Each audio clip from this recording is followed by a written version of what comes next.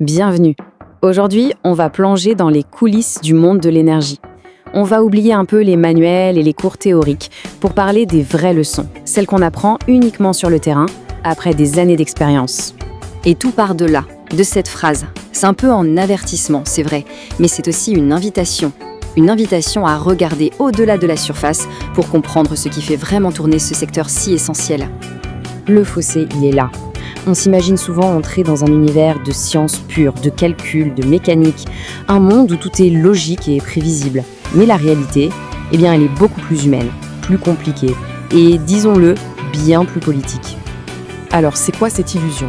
On pourrait l'appeler l'illusion de l'ingénieur. C'est cette idée, cette croyance tenace que les problèmes peuvent tous se résoudre avec des solutions purement techniques. Alors qu'en fait, ils sont profondément ancrés dans la société, dans les relations entre les pays. Et ça nous amène directement à notre première grande vérité.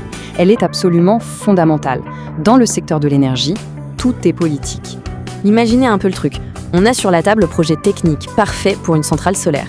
Mais voilà, si les panneaux viennent d'un pays avec qui on est en froid, ou si le terrain choisi est une terre agricole hyper importante pour une région qui vote, le projet peut tomber à l'eau. La technique, aussi brillante soit-elle, passe au second plan. C'est un immense jeu d'échecs. Et cette phrase, franchement, elle résume tout.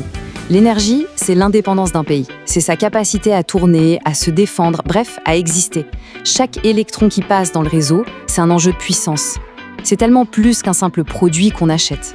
On continue avec la deuxième vérité, et celle-là, elle vient un peu casser un mythe qu'on entend partout, le mythe de la technologie magique qui va résoudre tous nos problèmes d'un coup.